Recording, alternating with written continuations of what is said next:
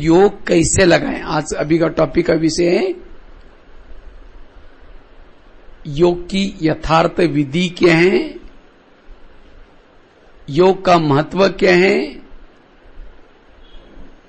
विधि महत्व और योग का अनुभव कैसे करें, ये टॉपिक है। ठीक है, बहुत महत्व का विषय है। मैंने तो इस ज्ञान मार्ग में मैं अगर आप अपने देखूंगा, टाइम मिलेगा तो मैं अपनी कहानी सुनाऊंगा। मैं इस ब्रह्मा कुमारी में कैसे आया और एकदम साधारण थे, लेकिन आज बाबा ने कहा बिठाए मधुवन में, शोकेस में रख दिया। वो शोकेस में कैसे गया, मैंने और कुछ नहीं अनुभव किया, मैंने एक योग के ऊपर ज्यादा ध्यान दिया। अगर आप लोग भी योग में अनुभव करेंगे, आप बहुत बड़ा पद प्राप्त कर सकते। घर में रहकर के भी हमें घर को छोड़ने की जरूरत नहीं, परिवार वालों को छोड़ने की जरूरत नहीं, जहां रहते वही रहो, लेकिन आप अपनी नजर बदल करके रहो, बस दृष्टिकोण बदल करके रहो, पॉजिटिव बन करके रहो। मेरे जीवन में प्रॉब्लम्स आई, समस्या आई, लेकिन मैंने क्या किया, उसको समाधान किया उसका।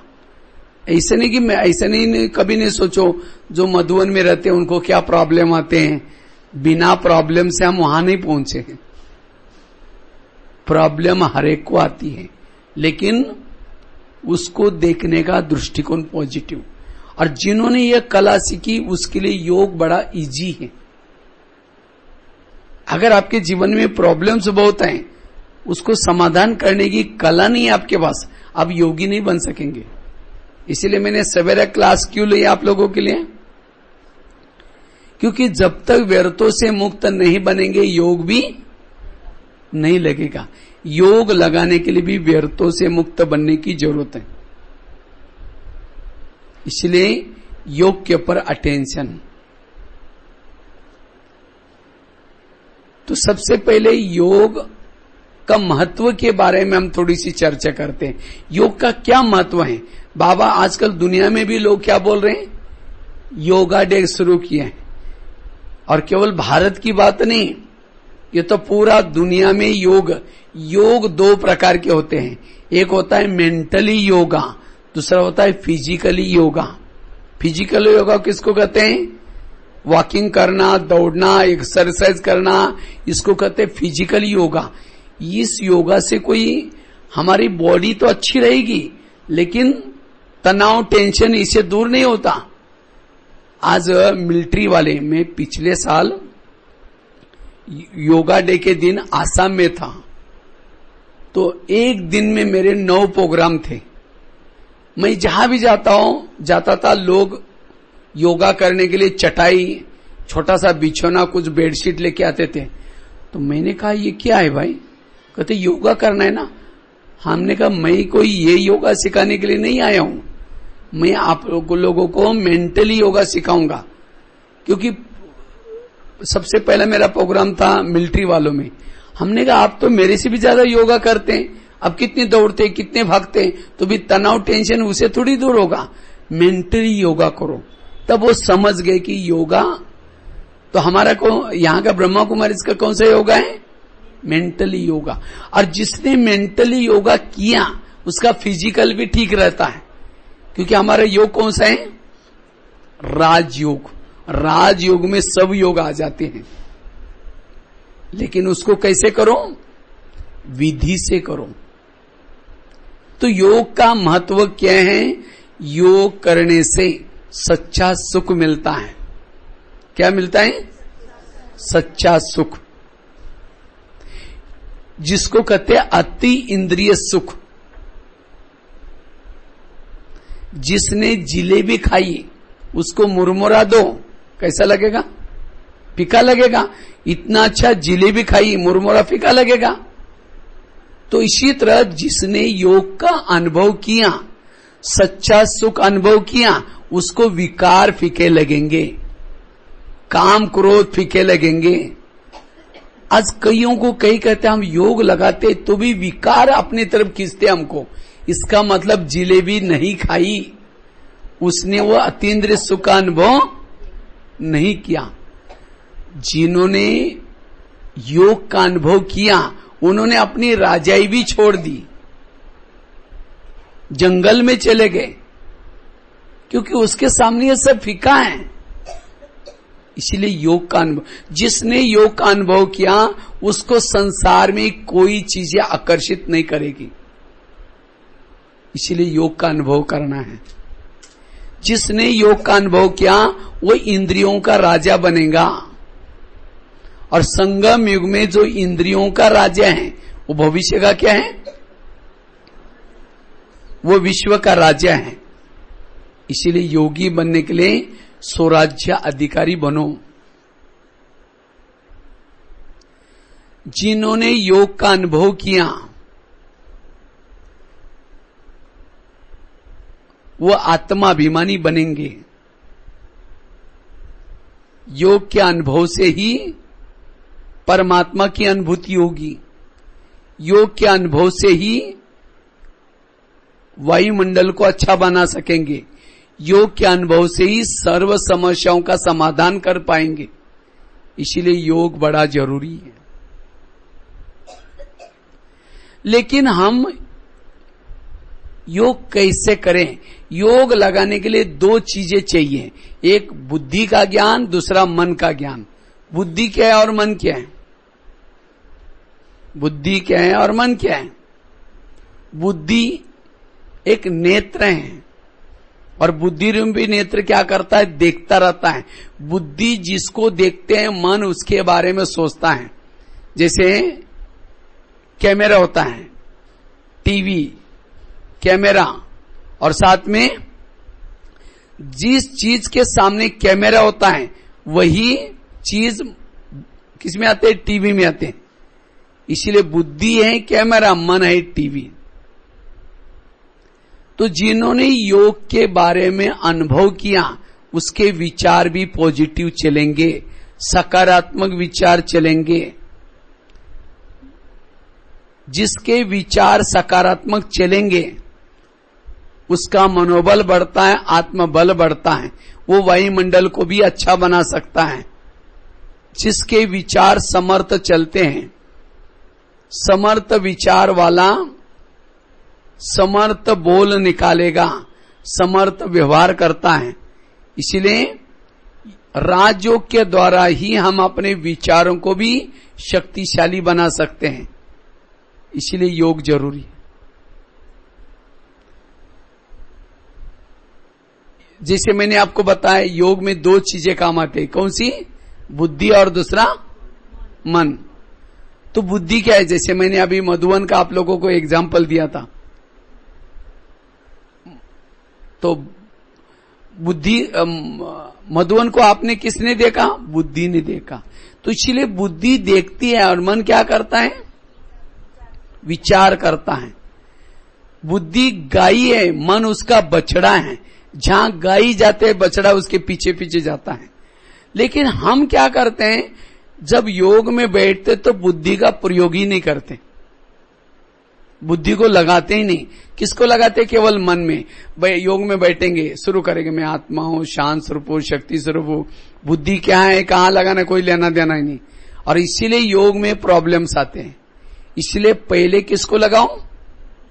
बुद्धि को, फिर बाद में मन अपने आप चला जाएगा। जिन्होंने इस बात को समझा उसके लिए योग बड़ा सहज है। और कई क्या करेंगे, योग में जब बैठेंगे सामने जो बाबा का फोटो है उसको ही देखते रहेंगे। केवल फोटो को देखना ये भी योग नहीं है। जैसे किसी माताजी का बच्चा समझो काठमांडू में है और बच्चे का फोटो घर में है, फोटो को देखते हुए भी ध्यान कहां जाएगा?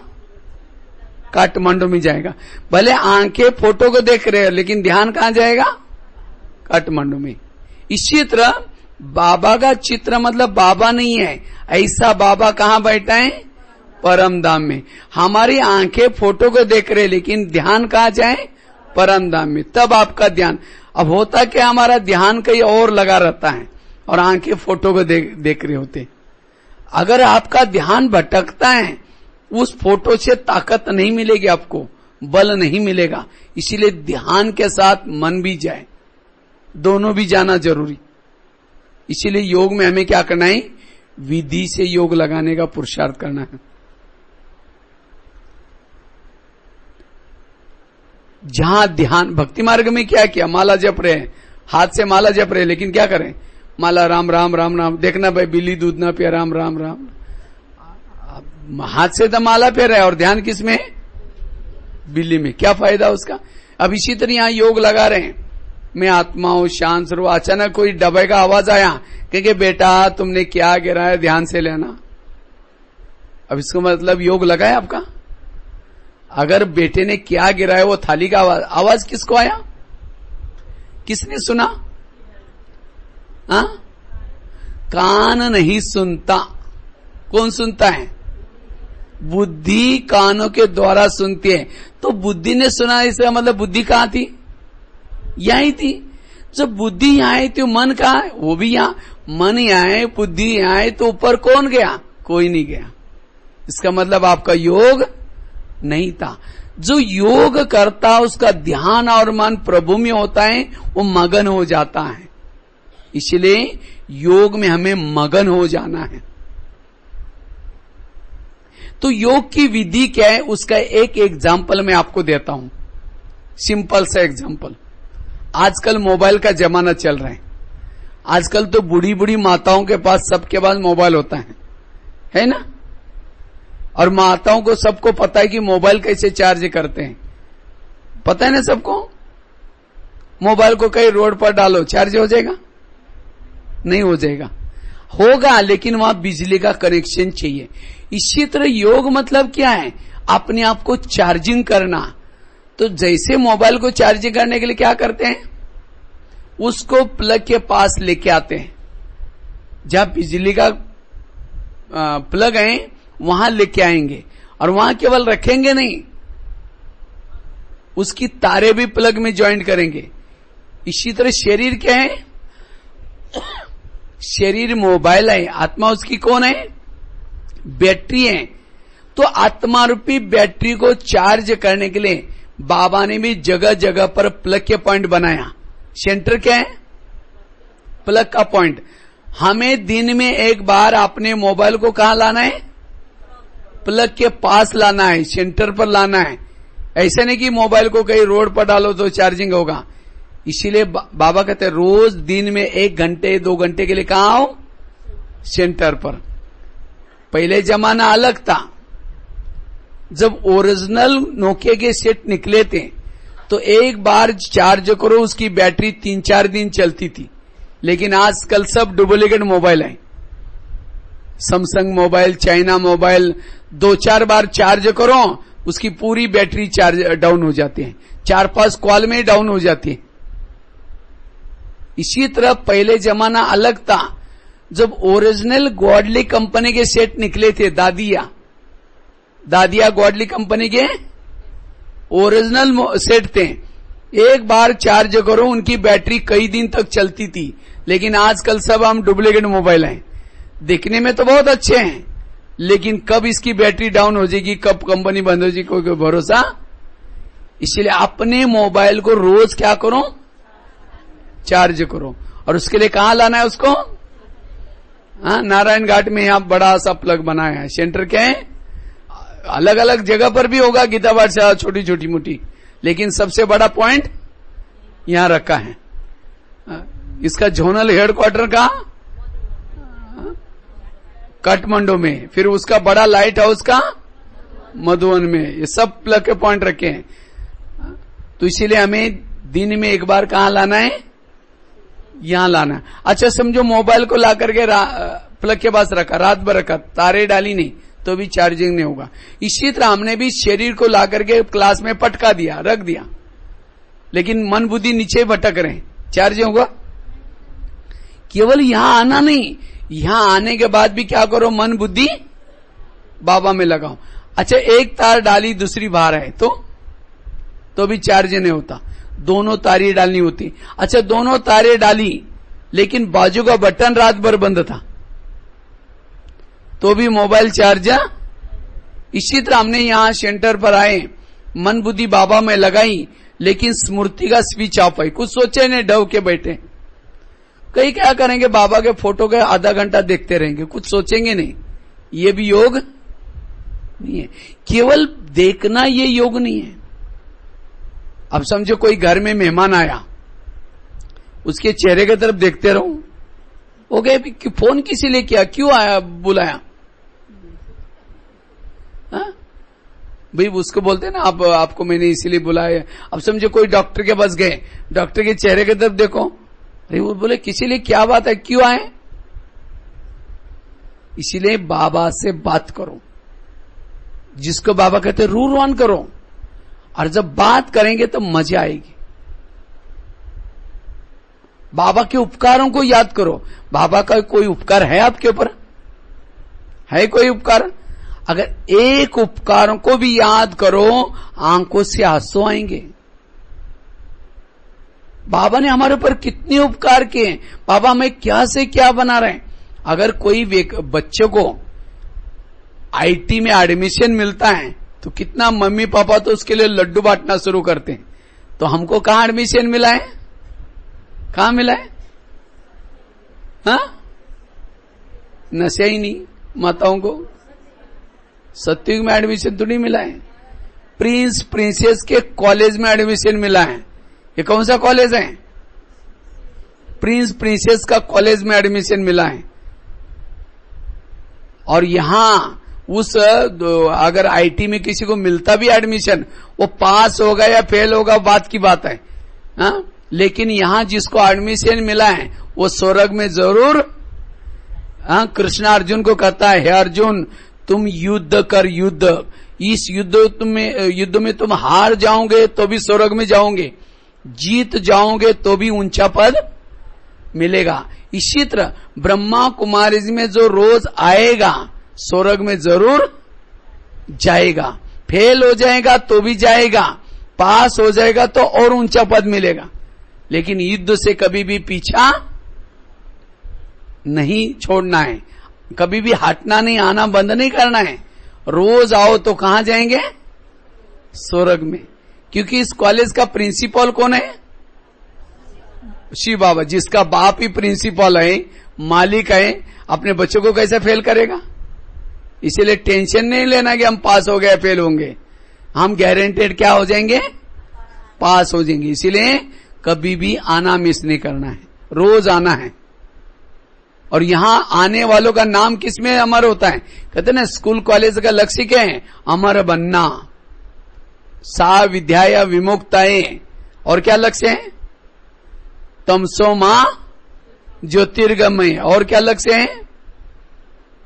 अंधकार से, वो स्कूल में थोड़ी पढ़ते हैं, यहां हम अंधकार से कहां जा रहे हैं?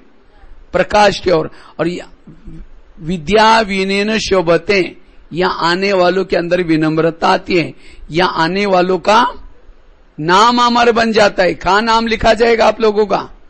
शास्त्रों में। अभी भी नाम है ना वंदे मातरम। कौन सी माताओं का नाम है वंदे मातरम?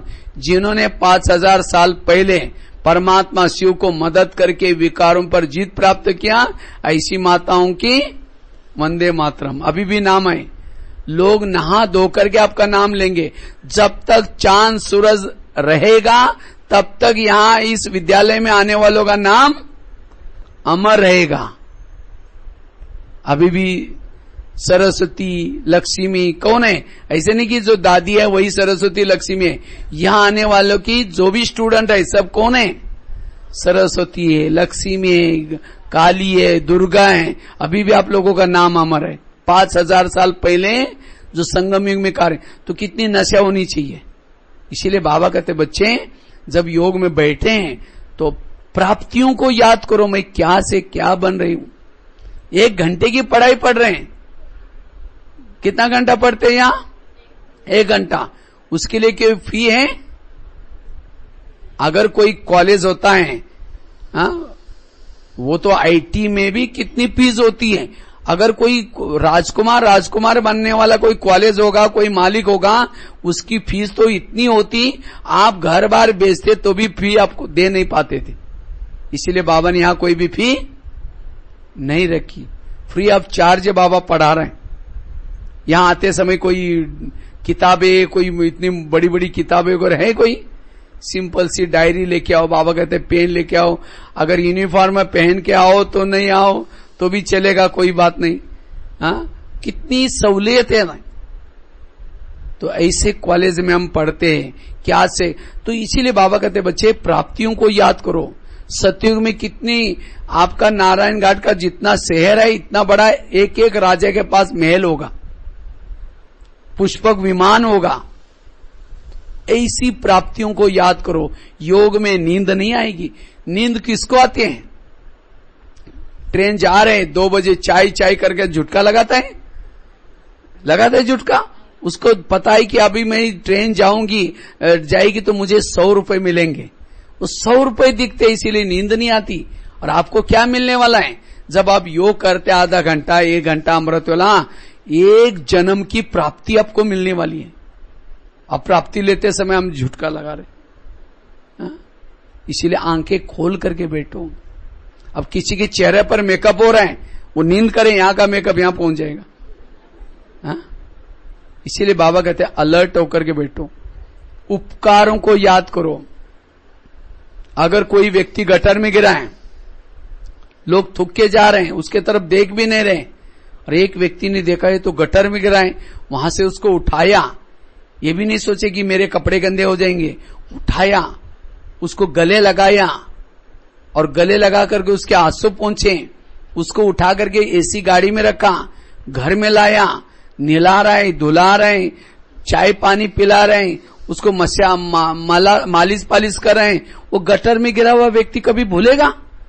कहते मैं तो मरने वाला था, मैं सड़ रहा था, मुझे इस व्यक्ति ने उठा करके मुझे जिए दान दिया, मैं कभी नहीं भूलूंगा। इसी तरह हम भी विकारों के गटर में गिरे थे, किसी ने उठाया हमें? हाँ, कितने रिश्तेदारी जन्म जन्मांतर मिलते रहे, कितने आपके संबंधी मिले, किसी ने उठाया नहीं। उठाने के तो छोड़ो, और ही लात मार के गिराया। कहते हमने भी शादी की, आपको भी करनी पड़ेगी, लोग हमको क्या बोलेंगे? मैं और गटर में गिराया। लेकिन बाबा ने उसी गटर से निकाला, गले लगाया, दुखों के आंसू पहुंचे, बच्चा कहां और क्या से क्या बना रहे।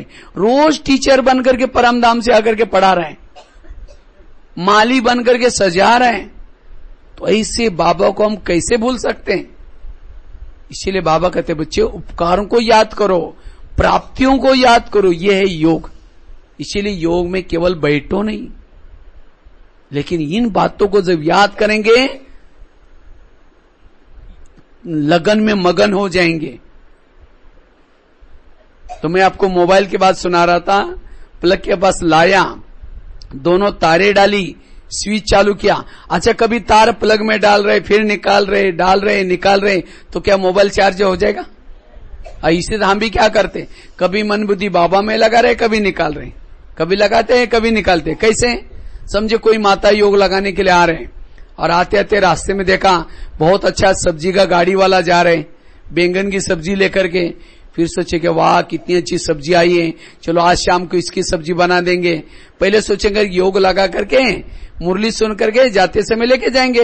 फिर सेंटर पर आए, लाल लाइट चल रहा है, गीत बज रहा है, शुरू करेंगे मैं आत्मा हूं, शांत स्वरूप हूं। फिर सोचे यार थैली तो लाए ना, बैंगन कैसे लेके जाए?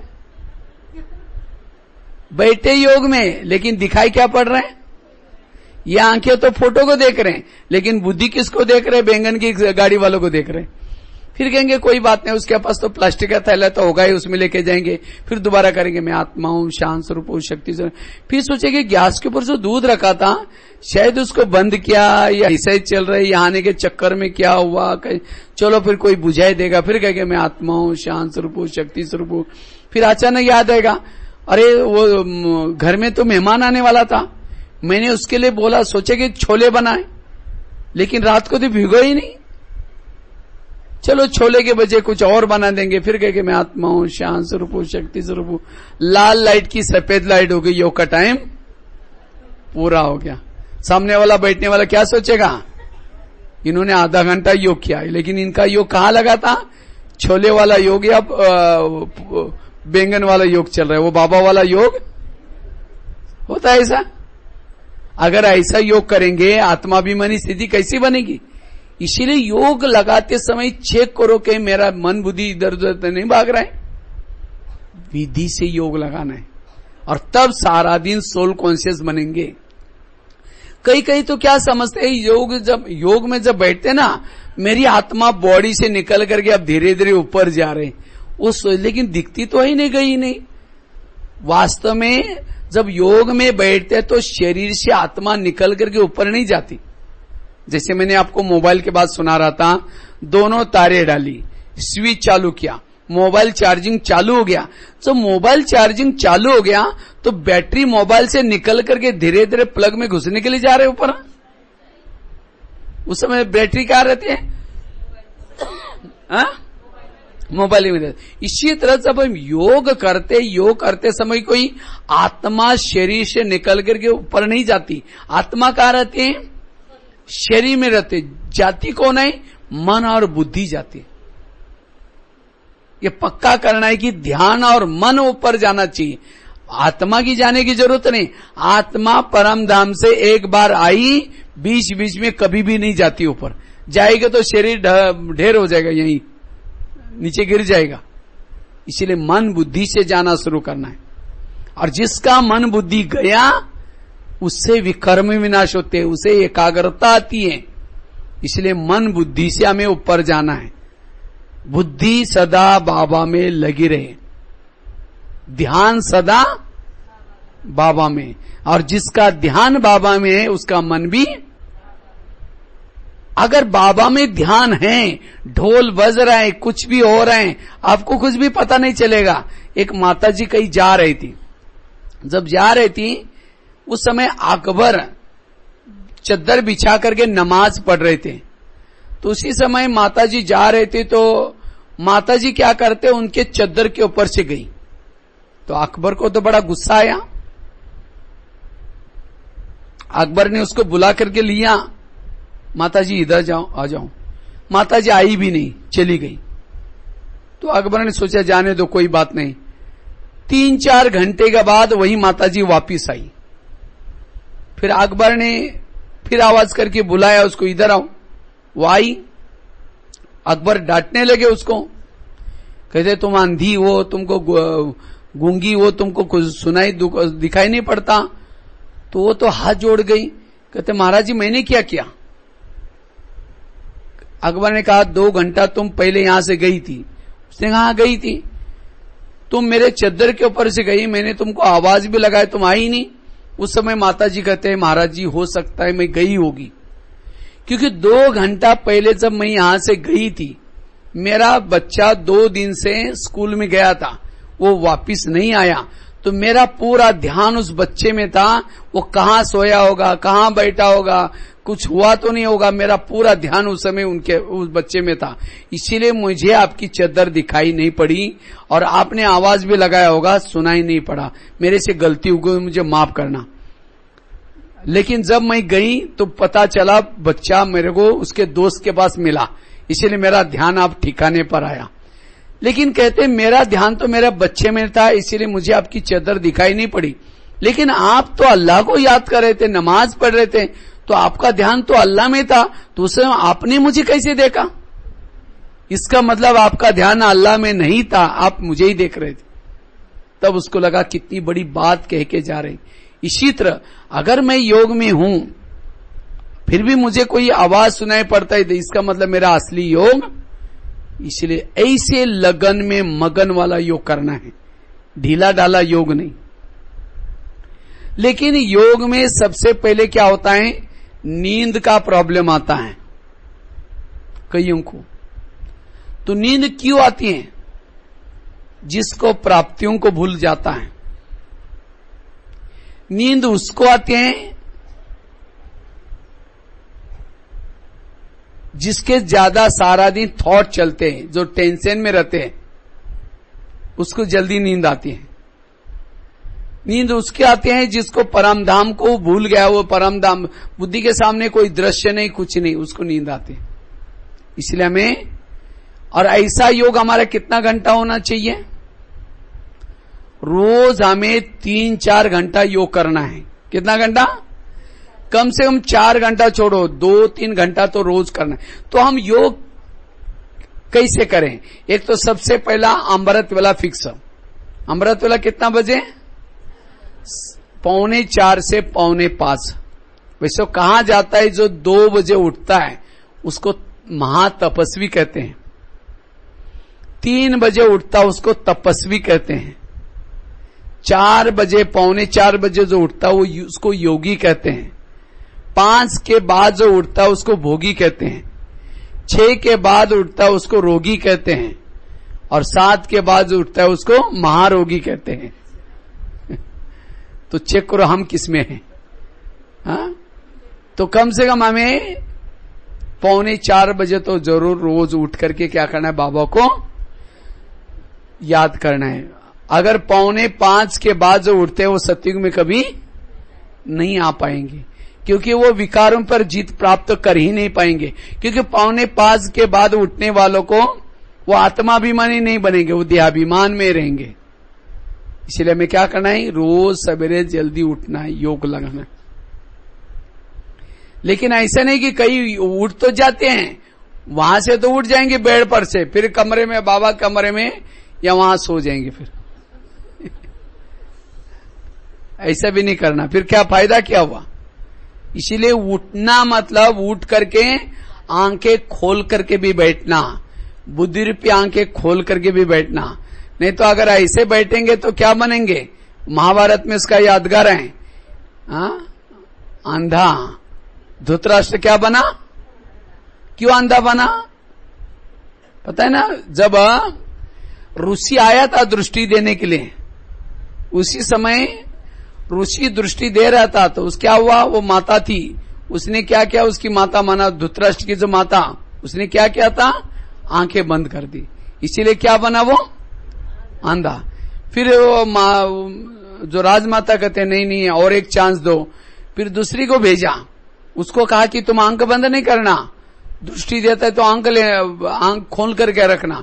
उसने आंखें तो बंद नहीं की, लेकिन जब दृष्टि थी उस समय घबरा गई, इसीलिए कमजोर बन गया। पांडु कैसा बना? कमजोर।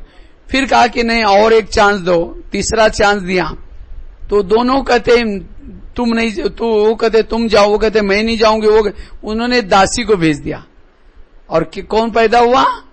विदुर। था तो विद्वान, लेकिन दासी पुत्र।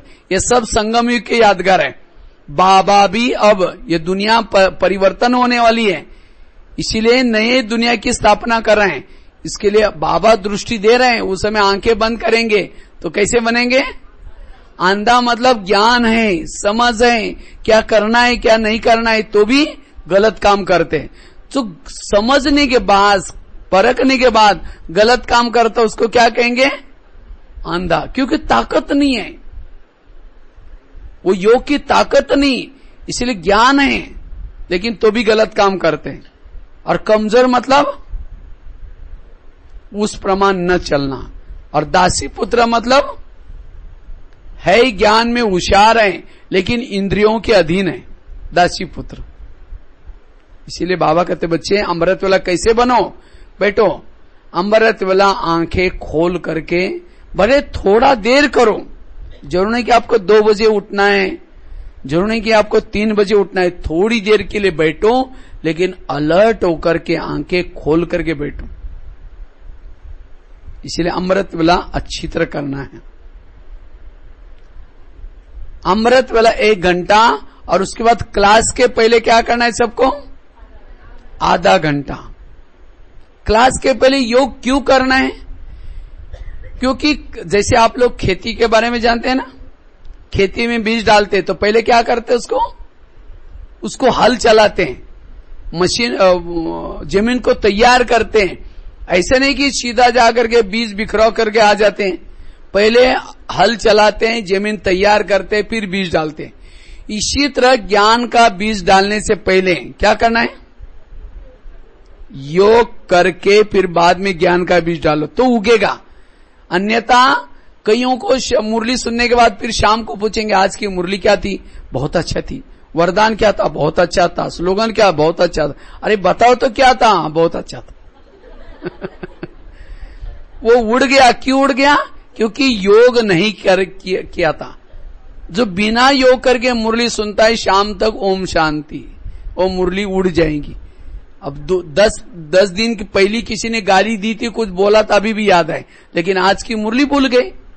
क्यों? बिना योग करके सुना। इसीलिए योग करके अभी यहां से भट्टी से परिवर्तन करना आप, ठीक है। रोज क्लास कितना, यहां क्लास कितना बजे होती है? 6 बजे। मुरली कितना बजे चालू हो जाते हैं?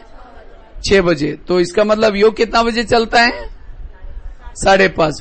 पहुंचते कितने? कहेंगे बहन जी तो अभी संदली पर नहीं बैठे हुए, आराम से बस 5 मिनट पहले 6 बजे सब लोग क्लास फुल हो जाएंगे।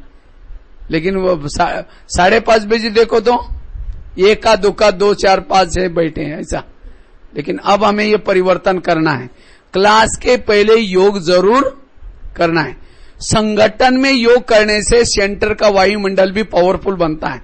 आपका योग नहीं लग रहा है, कोई बात नहीं, जिनका योग लग रहा है उसमें आकर के बैठो, आपका भी योग लगेगा। लकड़ियां जल रही, एक गीली लकड़ी भी डालो, वो भी जलना शुरू हो जाएंगे। इसलिए क्लास के पहले योग जरूर करना है। तो कितना घंटा हुआ? 1 घंटा अमृत वाला, क्लास के पहले आधा घंटा। क्योंकि क्लास के पहले योग करके मुरली सुनेंगे तो आज क्या क्या प्रॉब्लम आने वाले, क्या क्या समस्या आने वाली है, आप एकाग्रता से मुरली को ध्यान से सुन सकेंगे। अगर बिना योग करके करेंगे तो आपको मुरली समझ में नहीं आएगी। इसलिए आधा घंटा। रात को सोने से पहले आधा घंटा योग करना है। नियम बनाकर रखो। रात को जब भी आप लोग सोते हैं तो क्या करो, पहले आधा घंटा 15-20 मिनट पावरफुल योग करके सो जाओ। लेकिन सोते समय कैसे सोते हैं? बिस्तर डाल देंगे, बाबा कहेंगे बाबा गुड नाइट, आज तो मैं बहुत थक गई हूं, दिन में रेस्ट नहीं किया था, घर में मेहमान आए थे, प्लीज मुझे 4 बजे आप जरूर जगा देना। फिर ऐसा करके क्या करेंगे, सो जाएंगे। फिर और भी क्या सोचेंगे, कहेंगे कल सवेरे उठना है, इतनी ढेर बर्तन पड़ने हैं, उसको भी मांजना है, फिर ये नाश्ता भी बनाना है, ये भी करना है, करते करते सो गए। तो सवेरे बाबा तो ओबेडिएंट सर्वेंट है, उठाएगा। उठाने के बाद क्या देखेंगे, घड़ी में तो अब 4 को 5 मिनट कम है, थोड़ा और 5 मिनट के बाद उठ जाएंगे क्योंकि कल दिन में रेस्ट नहीं किया था। वही बात याद आएगी। फिर 5 मिनट के लिए जाएंगे, कहेंगे सोएंगे नहीं, ऐसे पड़े पड़े रहेंगे, ऐसे गुम हो गए, 5 बज गया, फिर नींद खुल गई, अमृत वाला खत्म। ये क्यों हो गया? सोने से पहले आपने सोच करके सोए थे। इसलिए सोने के पहले आधा घंटा योग करके फिर सो जाओ, क्योंकि आप कल दुनिया का भरोसा नहीं है, कल क्या होने वाला है। रात को सोते समय बाबा के याद में सो जाओ। अगर कुछ होगा तो भी बाबा उसका जिम्मेवार, बाबा आपको टचिंग करेगा। क्योंकि जितनी भी कुछ घटनाएं हो गई, चाहे भूकंप हुए या जो भी कुछ घटना, ये सब रात में होती है। इसीलिए बाबा कहते बच्चे मेरे याद में सो जाओ, बाबा के याद में सो जाओ, तब अमृत वाला आपका बहुत अच्छा होगा। रात को सोते समय मैं एक विजन अभ्यास करता था।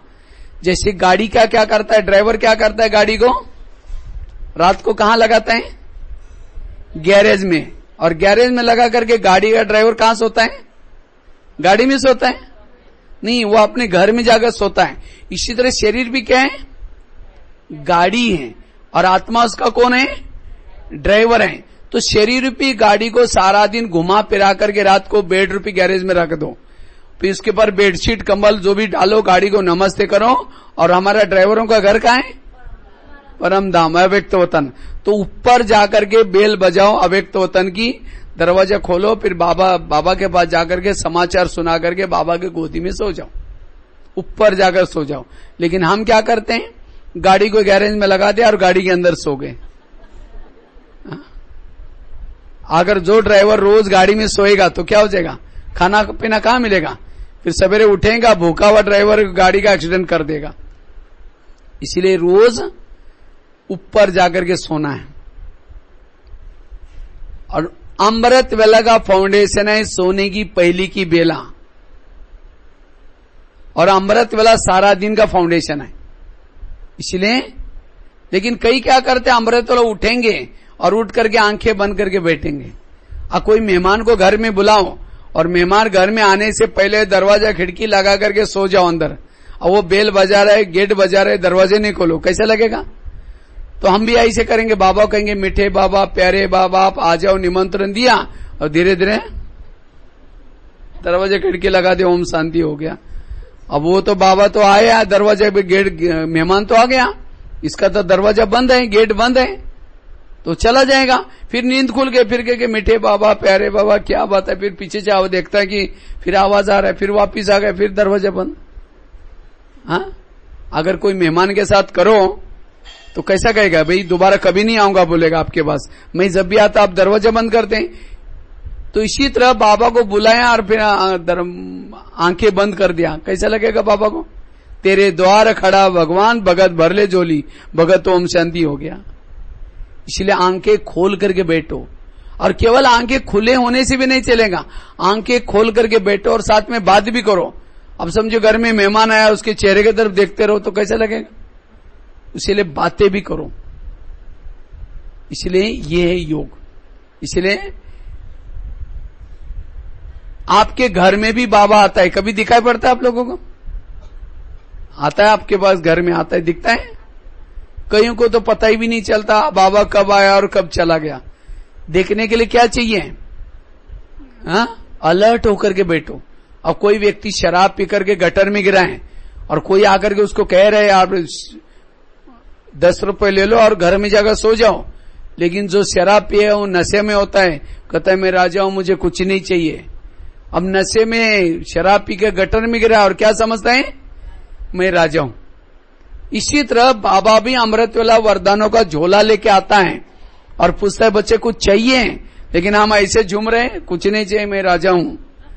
अगर अमृत वेला का आपका कोई चुपचाप कोई वीडियो बनाई जाए आपके योग के समय का, कोई ऐसा झूम रहे, कोई ऐसा झूम रहे, हाँ, किसी किसी का तो दिन में ही वीडियो बनाओ तो भी पता चलेगा वो कैसे झूम रहे। अमृत वेला क्या करते होंगे पता नहीं फिर। हाँ, इसलिए अलर्ट बैठो, एक्टिव होकर के बैठो। इसलिए झूमो नहीं कभी योग में, थोड़ा सा देर, कितनी प्राप्ति है। इसीलिए बाबा कहते बच्चे योग क्या करो, अटेंशन से करो। मैं देखता हूं कई तो मधुवन में ब्रह्मा बाबा, जब मधुवन में बाबा से मिलने के लिए कोई आते थे, ब्रह्मा बाबा जब साकार में था, बाबा से मिलने के लिए कोई पार्टी वाले आते थे, उनको लगता था बाबा कैसे सोए हैं, चलो देखना है। रात को 11 बजे 12 बजे कई तो बिना चप्पल पहन करके जाते थे, धीरे से देखते थे बाबा कैसे सोए। लेकिन बाबा के झोपड़ी के नजदीक जाते ही बाबा कहता था आओ बच्चे, चाहे 1 बजे जाएं, चाहे 2 बजे जाएं, कभी भी जाओ, तो बाबा कहता था आओ बच्चे। इसको कहते हैं आत्माभिमानी स्थिति की नींद। लेकिन हमारी नींद ऐसे सो जाते हैं, वो खटिया को उठा करके कोई दूसरे तरफ भी लेके जाए तो भी पता नहीं चलता है। हाँ? कई तो ऐसे भी सो जाते हैं। यह है ध्याभिमान वाली नींद। क्योंकि हमारे ओरे के पास कोई आता है तुरंत जाग जाना चाहिए, लेकिन हमें पता ही नहीं चलता है। ध्याभिमान में सोने से पता नहीं चलेगा। कई बार देखता हूं मधुबन में कई पार्टी में लोग आते हैं, डायमंड हॉल में योग लगा रहे हैं, योग लगा करके ऐसे सो जाएंगे, लोगों ने अमृत वेला पूरा किया, चले गए, नहा धो करके दोबारा है, उसका योग ही लगा पड़ा हुआ। अगर उसको उठा लेते भी हैं, 2 घंटे से कर रहा हूं और थोड़ा करूंगा, वो योग क्या है, वो तो सो गए हैं, उसे विकर्म थोड़ी विनाश होने वाले हैं। इसीलिए थोड़ा देर करो, लेकिन आंखें खोल करके बैठो, बुद्धि रूपी आंखें खोल करके बाबा से बात करो। ऐसा सोने वाला योग नहीं करना है, वो टाइम पास वाला योग हो गया। इसीलिए ऐसा हमें पावरफुल क्या करना है, योग लगाना है। तो कितना घंटा बताया, एक तो अमृत वाला 1 घंटा, क्लास के पहले तो करेंगे कल से फिर। अभी प्रैक्टिकल भट्टी तो आज हम 4:30 बजे ऐसी पूरी हो जाएंगी, लेकिन ये आपको थ्योरी बताइए। अब इसको प्रैक्टिकल कल से भट्टी चालू हो जाएगी आपकी। कल से आपको जो जो बातें बताई उसको प्रैक्टिकल में करना, मतलब भट्टी को, तब ईंटें पक जाएगी। तो ईंटें क्या हो जाएगी फिर? कच्ची रह जाएगी। कच्ची ईंटें सतयुग में काम नहीं आएंगी। कहाँ आएंगी? टुकड़े टकड़े फिर त्रेतायुग में काम आ जाएंगे फिर। इसलिए क्या करो, पक्के बनो। कच्चे ब्रह्मा कुमार नहीं, पक्के ब्रह्मा कुमार बनना है। इसलिए एक तो अमृत वाला 1 घंटा, क्लास के पहले आधा घंटा, रात को सोने से पहले आधा घंटा योग करके फिर सोना है। और साथ में नुमा शाम का भी योग चलता है 6:30 से 7:30। अगर घर में फ्री हैं आप बैठ करके योग लगाओ, कर सकते आप लोग। 1 घंटा नहीं, आधा घंटा, 15-20 मिनट, थोड़ा देर योग लगाना जरूर, नुमा शाम का योग। और साथ में ट्रैफिक कंट्रोल। अगर ट्रैफिक कंट्रोल आपको भूल भी गए समझो, तो आप एक घर में समझो आपका कोई फोटो वगैरह बाबा का लगाओ। जब भी आप कहीं बाहर जाते हैं 2 मिनट बाबा के पास जाकर के कहो, बाबा ऐसे ऐसे हम बाहर जा रहे हैं, चलो आप भी साथ में चलो, ऐसे ऐसा लाना है। मना जब भी कहीं घर में से बाहर जाते हैं, बाहर से कहीं घर में आते हैं, तो बाबा के कमरे में जाने की प्रैक्टिस रखो। बाबा के फोटो के बाद जाकर छुट्टी लेके जाओ, तो ये भी आपका एक योग हो जाएगा। इसी तरह में योग के लिए क्या करना है, अलग अलग तरीके बनाना है, और योग का टाइम क्या करना है, बढ़ाना है। और जितना आप योग में इंटरेस्ट लेंगे, उतना आपको योग में इंटरेस्ट लेने से सच्चा सुख मिलेगा। तो योग की विधि क्या बताई? मोबाइल वाली बात, तारों को बार बार डालना निकालना नहीं। लेकिन योग लगाने के लिए कुछ धारणाओं की जरूरत पड़ती है। वो धारणा क्या है, उसके बारे में थोड़ी सी चर्चा करते हैं। करीबन 6-7 धारणाएं हैं। तो सबसे पहली धारणा है, योग लगाने के लिए परचिंतन से मुक्त बनना पड़ेगा। परचिंतन से मुक्त। तो जैसे मैंने सवेरे भी आपको पूछा था, इसमें से कौन कौन परचिंतन नहीं करते, तो किसी ने भी हाथ खड़ा नहीं किया था। और माताएं और परचिंतन ना करे तो ये हो ही नहीं सकता। लेकिन अब मुझे कर्मातीत बनना है, बाप समान बनना है, समय कम है, तो अब हमें परचिंतन क्या करना है? इस भट्टी से ये परचिंतन रूपी राक्षस को क्या करो, खत्म करके जाओ। परचिंतन रूपी राक्षस है, ये हमें बहुत शक्तिहीन बनाता है। इसलिए कभी भी किसी का भी परचिंतन नहीं करना। परचिंतन करने से पुण्य खत्म हो जाते हैं। समझो अभी मैं आपके पास हूं, यहां नेपाल में हूं, समझो मेरा कोई मधुबन से कहीं से फोन आता है, मैं उसको उठाता हूं, तो मेरा पैसा क्या हो जाएगा? मैंने वो उनकी बातें सुन रहा हूं, तो मेरा पैसा क्या हो जाएगा? कट जाएगा। अच्छा समझो मैंने खुद डायल करके फोन किया, अपनी बातें सुनाई, तो भी मेरा पैसा क्या हो जाएगा? अब सुनो तो भी कट जाएगा, सुनाओ तो भी। इसी तरह हम भी पराये देश में रोमिंग में हैं हम सभी, तो यहां किसी की परचिंतन की बातें सुनाओ तो भी पुण्य कट जाता है, परचिंतन की बातें सुनो तो भी पुण्य कट जाता है। इसीलिए ना परचिंतन सुनाओ, ना परचिंतन सुनो। अगर आपके घर में कोई कचरा लाकर डालेगा तो आप क्या कहेंगे बताओ? कोई कचरे का टोकरा लाकर के आपके घर के पास आए हैं, तो आप क्या कहेंगे उसको? यहां डाल दो, जहां पूजा होते हैं वहां अंदर डाल दो बोलेंगे, ऐसा बोलेंगे? तो क्या करेंगे उसको? उसको कहेंगे उधर दूर जाओ, वहां कूड़ादान में वहां डालो, ऐसे बोलेंगे। तो परचिंतन भी एक कचरा है, और जब कोई डालता है तो हम क्या करते हैं? और आगे सरकते कहते हैं और क्या हुआ? मतलब वो डालने वाला जा भी रहे, कहेंगे वो बैठो ना, चाय पानी पी के जाओ ना, बताओ ना और क्या हुआ? ये परचिंतन की बातें हमें टाइम वेस्ट कराते हैं। परचिंतन करने वालों का योग कैसा लगेगा? आप समझे किसी के घर में जाओ, उनके बच्चे भी बैठे, बाप भी बैठा है, बच्चों को कहेंगे बच्चा ठीक नहीं, नालायक है, ऐसा है वैसा है, और बाप को कहेंगे बहुत अच्छा है, कितने अच्छे हैं, बाप कहेंगे क्या कहेगा, तुम पहले यहां से भाग जाओ। हाँ? इसी तरह परचिंतन करने वालों को बाबा प्यार नहीं करता। इसीलिए आज से मुझे किसी का परचिंतन सुनना अर्थात अपने कान में, जैसे कोई उल्टी करता, वोमिटिंग, उस समय हम क्या करते हैं, नाक बंद करके उसको भगाते हैं, उधर जाओ करके। लेकिन यहां वोमिटिंग मतलब क्या है, परचिंतन भी एक प्रकार की वोमिटिंग है। अगर कोई करता है तो उसको सुनना नहीं है। अगर वोमिटिंग कोई करता है और उसको कहो कि मेरे कान में डालो तो कैसा लगेगा? हाँ, कोई कान में वोमिटिंग लेता है? वोमिटिंग किस में की जाते हैं? वॉश बेसिन में। तो कान कोई वॉश बेसिन तो नहीं है ना, वैसा कान का आकार कैसा है? वॉश बेसिन की तरह है। हर एक वॉश बेसिन फिक्स होता है। कोई व्यर्थ बातें सुनाता है, कहेंगे मेरे को सुनाओ क्या हुआ। हाँ, इसीलिए ऐसी बातों से बाबा कहते बच्चे दूर रहो।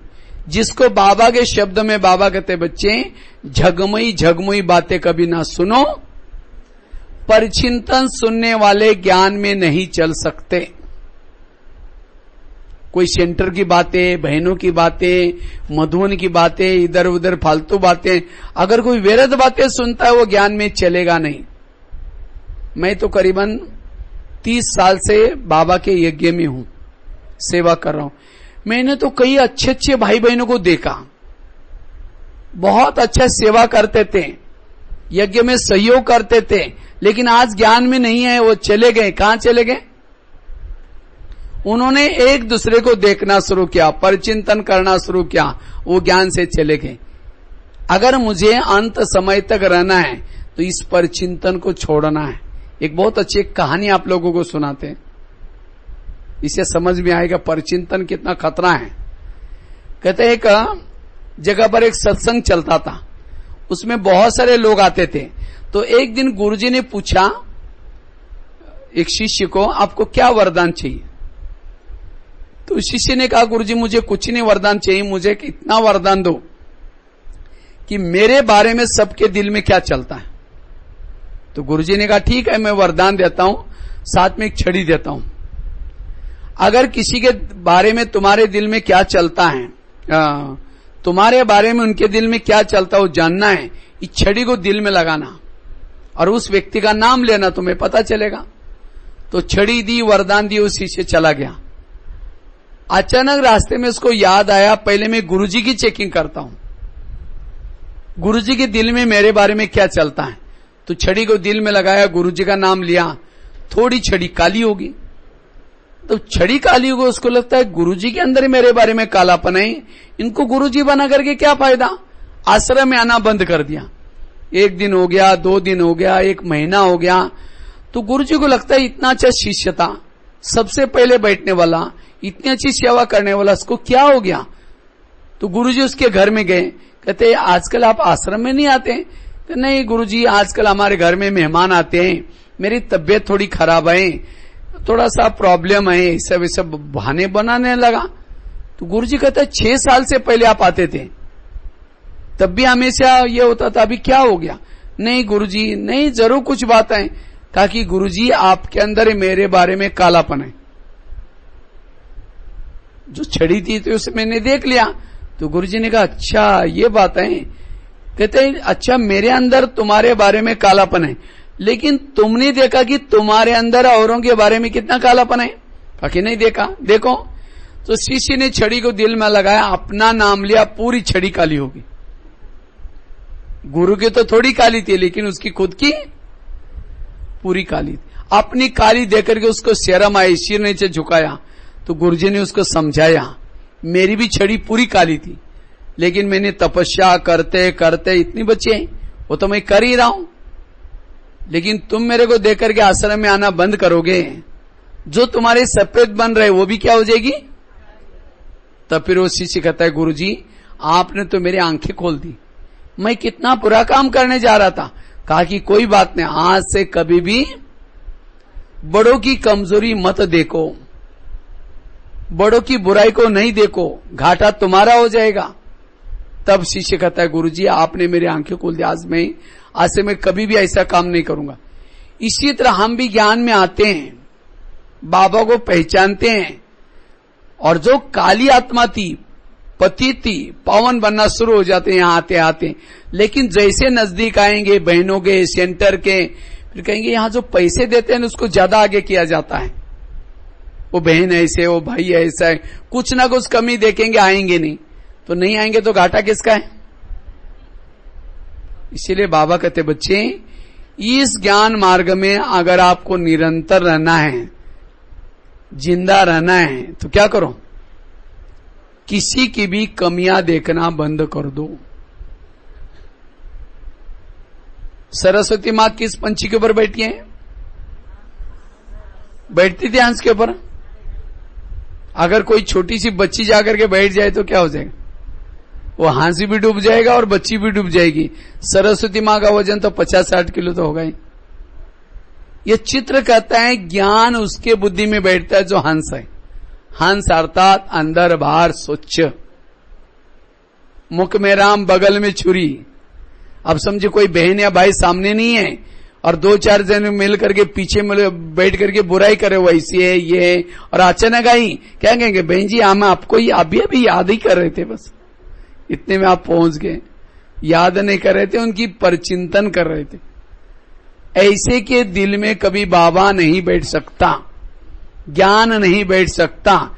इस भट्टी से क्या करो? अगर किसी के प्रति मेरा मन में कुछ है, अब उसको साफ कर दो।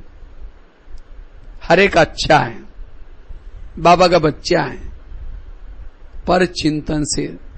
आजकल दुनिया में कहते हैं ना, लोग दुखी क्यों हैं? एक तो अपने दुख से दुखी हैं, दूसरा दूसरे के सुख से दुखी है।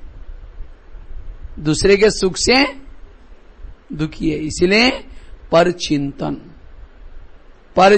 पतन की जड़ है, सो चिंतन उन्नति की सीढ़ी है। मुझे दूसरों को नहीं देखना, तब योगी बन सकेंगे। अब किसी के घर में जाऊं, उनके बच्चे बैठे हैं, बाप भी बैठा है, बच्चों को कहेंगे बच्चा ठीक नहीं, नालायक है, ऐसा है वैसा है। अब बाप को कहेंगे आप बहुत अच्छे है, कितने, बाप कहेंगे तुम पहले यहां से भाग जाओ। इसी तरह सारा दिन कहेंगे बहन ऐसे, भाई ऐसा, ये ऐसा करता है, और शाम को आकर के में बैठेंगे, कहेंगे मीठे बाबा, प्यारे बाबा, अब शांति के सागर, दही के सागर। बाबा कहेंगे मैं भूल गया कि मुझे याद दिला रहे, पहले तुम यहां से भाग जाओ, तुमने मेरे बच्चों की गिलानी की और तुम मेरे बच्चे बोले। प्रैक्टिकल बात है। इसीलिए पर चिंतन से मुक्त। कभी भी मुझे किसी का परचिंतन हो सकता है। हाँ, तो जो समझते हैं कि आज से हम कभी भी परचिंतन नहीं करेंगे, वो हाथ खड़ा करो। पक्का? बहुत अच्छा, हाथ नीचे करो। हाँ? लेकिन हाथ की लाज रखना। ऐसे नहीं कि हाथ तो खड़ा कर दिया, बाद में फिर नहीं तो कहते नहीं, एक शिष्य भगवान के पास जाता है और भगवान को कहता है भगवान मुझे बहुत जीवन में आगे बढ़ना है, मैं बहुत तरक्की करना चाहता हूँ, आप भी यहाँ क्यों आए? इसीलिए तो आए ना, कुछ तरक्की हो जाए, योग लग जाए, मेरे को सुख मिल जाए। तो शिष्य भी गया था, तो भगवान ने कहा ठीक है, मैं तुम्हें वरदान देता हूँ, साथ में 2 थैले देता हूँ। एक थैले को तुम कहाँ रखना? पीठ के पीछे, और दूसरे थैले को कहाँ रखना? आगे। और भगवान ने कहा कि पीठ के पीछे जो थैला है, उस थैले के अंदर तुम्हारे आस पास पड़ोस में जो भी लोग हैं, उन सभी की बुराई की चिटकी डाली है, और आगे वाले थैले में तुम्हारी खुद की बुराई की चिटकी है। लेकिन भगवान ने कहा कि पीछे वाला जो थैला है उसको बांध करके पीछे रखना, देखना नहीं, सोचना नहीं, किसी को सुनाना नहीं, तुम्हें सुख शांति सब कुछ मिलेगा, जाओ। लेकिन तुम्हारे अंदर जो तुम्हारी जो बुराई का थैला है उसको परिवर्तन करना। कहता ठीक है, वो लेके गया। कुछ समय के बाद क्या करता, वो व्यक्ति पीछे का थैला आगे करता और आगे का थैला पीछे। जैसे थैले उल्टे के उसके वरदान भी। फिर भगवान के पास आता, कहता है भगवान मेरे को तो सुख शांति मिली ही नहीं। भगवान ने कहा अच्छा, मैंने तुमको जो तो वरदान थैले दिए तो कहां रखा? कहता हाँ भगवान मेरे से भूल हो गई, कभी कभी मैंने पीछे का थैला क्या किया था, आगे किया था। कहीं ऐसा ना हो जाए, भट्टी तो किया लेकिन फिर जाकर के परचिंतन करेंगे वही की वही, फिर कहेंगे भट्टी भी करते हैं, मधुबन में भी जाते हैं, फिर भी पता नहीं इतना मजा ही नहीं आ रहे, क्योंकि पीछे का थैला हम क्या करते हैं, आगे करते हैं। इसीलिए आज से मुझे कभी भी परचिंतन नहीं करना है। मैं तो गुलजार दादी के साथ 10 साल रहा हूं, बहुत बड़ा सौभाग्य मेरा मिला, जिनके तन में बाबा आता है, 10 साल तक रहा हूं। मैंने दादी की एक बहुत बड़ी विशेषता देखी, क्योंकि वहां जोनल हेडक्वार्टर है, बहुत सारे टीचर बहनें वगैरह दादी से मिलने के लिए आती थी, लेकिन कभी भी दादी को अगर किसी की कोई इधर उधर की परचिंतन की बातें कोई सुनाता था, दादी गुम हो जाती थी। वो हाँ भी नहीं बोलते थे, वो अपने बाबा के ऊपर चली गई। वो सुनाने वाली देखा ये तो कुछ बोल ही नहीं रहे, वो निकल जाते थे। क्योंकि हम बहनों को बोलते थे क्या बात है, आपका काम था वो हो गया, कहते मैं दादी को कुछ सुना रहे, दादी तो पता नहीं क्या हुआ। तो हम वो समझ लेते थे, हमने कहा आप वो किसी बहन की बुराई सुना रहे थे। हाँ, हमने कहा वो बहन की कभी अच्छा ही नहीं सुनाई, दादी वो 2 बजे उठती है, पोछा लगाते है, वो कभी नहीं बोला, बुराई सुनाई दादी कभी नहीं सुनती थी। वो सुनाने वाला, क्योंकि हाँ हाँ करेंगे दादी तो सुनाने वालों को उमंग दे दिया, तो ये भी विकर्म बन जाता है। इसीलिए हमें भी कभी भी अगर कोई सुनाता है, हाँ जी नहीं करो, सिर पकड़ रखो, हाँ भी नहीं ना भी नहीं, सुनाने वाला अपने आप चला जाएगा। इसीलिए बाबा कहते बच्चे ये परचिंतन आजकल बहुत सूक्ष्म रूप में हमारा टाइम वेस्ट कर रहा है, क्योंकि हमारा टाइम कैसा है, बहुत कम है। कहते का यात्री था, यात्रा करने के लिए जा रहा था, उसकी यात्रा जंगल से शुरू हो गई। उसको डर लगता है कहीं शेर चीता ना आ जाए, तो भी हिम्मत करके वो जाता है। तो चलते चलते पीछे मुड़कर देखा है कि शेर उसके पीछे लगा था। शेर से बचने का वो यात्री दौड़ता है, पीछे मुड़कर दौड़ता है। अचानक पीछे मुड़कर दौड़ रहा था, वो यात्री ने क्या किया, वो एक कुएं में गिर गया। उसको कुआं दिखाई नहीं पड़ा, प्लेन था। जब कुएं में गिरा, नीचे भी नहीं गिरा, बीच में बेल पट्टी के अंदर लटक गया वो। तो उसको जान में जाना या अच्छा हो गया, मैं गिरने से क्या हो गया, शेर से बच गया। नहीं, शेर पकड़ने वाला ही था। उसको ऊपर सिर करके लगता है कि अब शेर तो भाग गया होगा, लेकिन जब उसने सिर ऊपर किया, शेर ऊपर से नीचे देख रहा था। तो वो यात्री ऊपर सिर करके कहता है मैं ऊपर आऊंगा नहीं तो मेरे को क्या खाएगा।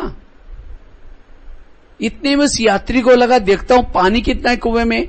जब पानी देखने के लिए सिर नीचे किया, उसके पैर के नीचे बहुत बड़ा अजगर मुंह फैला करके बैठा था। अगर वो यात्री ऊपर भाग जाता तो क्या होता, शेर खा लेता। इतने में उसकी नजर गई जिस डाली पर वो लटका था, उसको 2 चूहे काट रहे थे।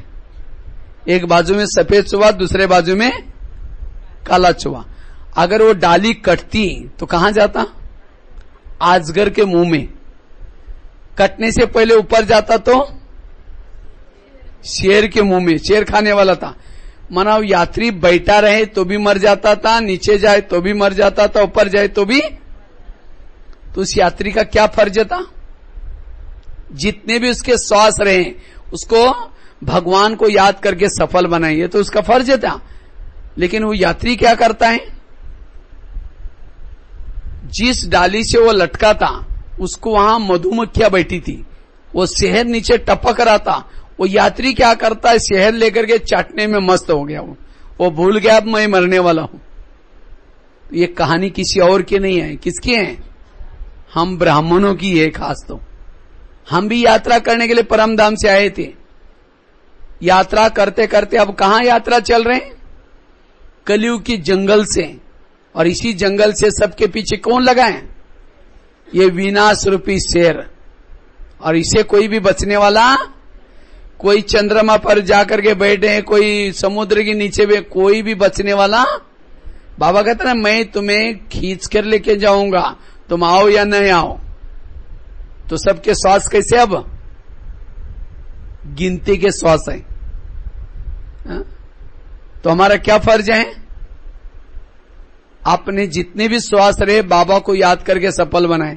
लेकिन जैसे यात्री क्या करता है, मधुओं वो शहद चाटने में मस्त हो जाता है, इसी तरह हम भी परचिंतन करने में, तेरी मेरी करने में मस्त हो गए।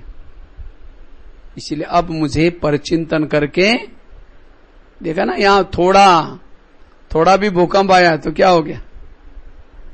हाँ, ये तो ऐसा नहीं कि अभी आ गए तो दोबारा आने वाला नहीं है। ये तो ऊपर से ज्वालामुखी है, नीचे से ज्वालामुखी है, अजगर मुंह फैला करके बैठा है, ऊपर से बॉम्ब्स हैं और साथ में ज्वालामुखी, कई प्रकार की प्रॉब्लम्स आएंगी।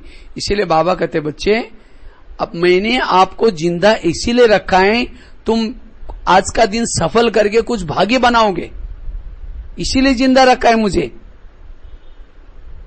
नहीं तो उसी समय और थोड़ी बड़ी स्केल में आता तो कोई भी, बाबा को दया आई, सोचा कि और बच्चों ने कुछ किया नहीं है, थोड़ा और उनको रोक देते हैं। लेकिन हम उस समय को कैसे, आज का दिन हम कैसे गंवाते हैं?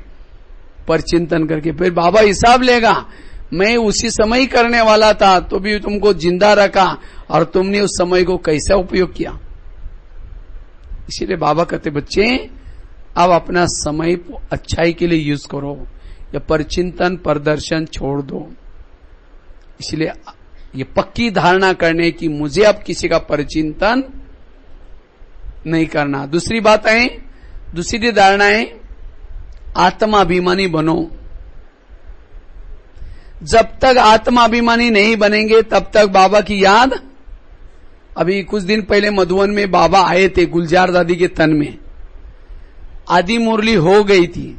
मैं माताओं के साइड पर मुझे जगह मिली थी बैठने के लिए, तो गुलजार दादी के तन में बाबा आए थे, मुरली चल रही थी।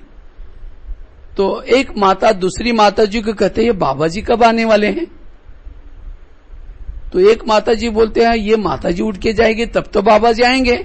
उनको लगता है कि कोई धोती वाला पहन करके बाबा जी आने वाला है, तो उनको पता ही नहीं चला कि बाबा आए हैं, गुलजार दादी के तन में मुरली चल रहा है। क्यों अनुभव नहीं हुआ? देहभान। और कहते ही इसका तो कल गला भी ठीक था, आज गला भी बैठा हुआ है। वो गुलजार दादी ने क्लास किया होगा पहले दिन, तो गुलजार दादी का आवाज तो अलग होता है और दूसरे दिन बाबा आता है आवाज अलग होता है। लेकिन कहते हैं इनका कल आवाज तो ठीक था, लेकिन माता जी का आवाज भी बैठा हुआ है आज। तो देखो ये देहाभिमान। इसीलिए बाबा कहते बच्चे, आत्माभिमानी होकर के मधुवन में जाओ। बाबा की अनुभूति करने के लिए कौन सा बांध चाहिए? ऐसे कुछ दिन पहले एक भाई ने मुझे क्वेश्चन पूछा, कहते हैं बर्फ के पास जाते हैं तो क्या होता है? ठंडी हवा आती है। गर्मी के पास जाओ तो क्या हो जाएगा? गर्म। वो कमेंट्री करने की जरूरत नहीं, हाँ कितना गर्म है, ओ ऐसा बोलने की जरूरत नहीं। अब जाओ, कोई गरीब जाए तो भी उसको भी आएगा, अमीर जाए तो उसको भी। तो कहता है बाबा तो शांति का सागर है, शक्ति का सागर है। तो कहता है डायमंड हॉल में बाबा आया था और मैंने तो मुश्किल से जैसा कि वैसा स्टेज के 5 जगह ली थी। तो 4 घंटा मैं बैठा, मुझे कुछ भी ना शांति ना शक्ति का अनुभव हुआ। उसको बाबा के लिए डाउट आ गया। तो फिर मैंने एक क्वेश्चन पूछा उसको। हमने कहा समझो एक बड़ा सा चुंबक है, उसके आसपास अगर लोहे के पीस डालो तो क्या हो जाएगा? तुरंत खींच लेगा। इसका मतलब चुंबक कैसा है? अच्छा है। और कुछ लोहे के टुकड़े पीस, उसको एक कपड़े के बड़े कपड़े के अंदर लपेट लपेट लपेट करके सामने डालो तो खींचेगा? इसका मतलब चुंबक खराब है? चुंबक अच्छा है, लेकिन वो लोहे के पीस किस में डाले हैं? कपड़े के अंदर लपेट करके डाले हैं। इसी तरह अगर मैं आत्मा देहाभिमान के कपड़े के अंदर लपेट करके बाबा के सामने बैठो, वो खींचेगा नहीं है। इसलिए आत्माभिमानी स्थिति चाहिए। इसलिए मधुवन में जाते समय 1 साल के बाद मधुवन में चांस क्यों मिलता है? और वो भी 1 साल तक रेगुलर वो क्लास में आएगा, अमृतवेला उठेगा, उसके बाद पवित्रता की धारणा है, खान पान की धारणा है, तब मधुवन में आने का चांस मिलता है। क्योंकि 1 साल तक आता रहेगा, थोड़ी तो आत्मिक स्थिति बनेगी, और आत्मिक स्थिति को ही वालों को ही परमात्मा की अनुभूति होती है। इसीलिए बाबा कहते बच्चे धारणा करके जाओ। परमात्मा को अनुभव करने के लिए आत्मा का भान चाहिए। इसीलिए आत्माभिमानी के बिना परमात्मा का अनुभव नहीं होता। इसीलिए आत्मा की प्रैक्टिस करो, बार बार मैं आत्मा हूं, उतना योग लगेगा। हमने तो शुरू में इसके ऊपर बहुत मेहनत की, लेकिन अभी तक हमारा देहाभिमान, देह क्या है? आज कईयों को अपना देह आकर्षित होता है, कईयों का दूसरे का भी देह आकर्षित होता है। देह कैसा बना हुआ है? जैसे रोज हम लैट्रिन करते हो, लैट्रिन, और उसके बाद कुछ कफ, जो खांसी करने के बाद जो निकलता है वो कफ, उसके बाद कुछ हड्डियां, ये इसको ले करके एक सोने का बॉक्स बना करके उसमें रख दिया आपके सामने, और उसको बॉक्स को लेकर के आपको कहा कि इसको दिल में लगाओ, उसको थोड़ा ये किस करो, तो आप क्या कहेंगे? अरे इसके अंदर क्या रखा है? वो हमारे सामने रखा है, इसको गंदगी है, इसको फेंको कहेंगे, चाहे सोने का हो चाहे कैसा भी हो, ऐसे कहेंगे ना। इसी तरह शरीर क्या है? अंदर क्या है? वही लैट्रिन है, वही कप भरा हुआ है, वही मांस भरा हुआ है, और ऊपर क्या है? एक पीला सा वो सोने का बना हुआ है। और किसी को सुंदर देख करके हम क्या करते हैं? प्रभावित हो जाते हैं। इसीलिए अगर कोई व्यक्ति आकर्षित होता है, उसका बिना चमड़ी का शरीर देखो, चमड़ी है ही नहीं, मक्खियां घूम रहे हैं, खून मांस बह रहे हैं, और ऐसी आत्मा को मैं देख रहा हूं। हम अपने आप खुद भी जा रहे हैं, इसके अंदर ऊपर स्किन नहीं है, मक्खियां बैठी हैं, और ऐसे के अंदर मैं जा रहा हूं। एक अब से रास्ते से कोई बिना चमड़ी वाला कोई पुतला जाता, वो देख करके लोग तो डर जाते हैं। इसीलिए बाबा कहते हैं चमड़ी को देखने वाले चमार बनते हैं। जो चमड़ी को देख करके व्यवहार करते हैं, चमड़ी को देख करके आकर्षित होते हैं। इसलिए हमें आत्मा को देखना है, आत्मा की प्रैक्टिस करनी है। आत्मा हूं, आत्मा हूं। ब्रह्मा बाबा ने कितनी मेहनत की थी। इसीलिए योगी बनने के लिए आत्मा अनुभूति में रहना है।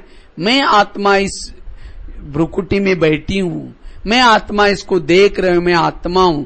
उतना पवित्रता की धारणा मजबूत होगी।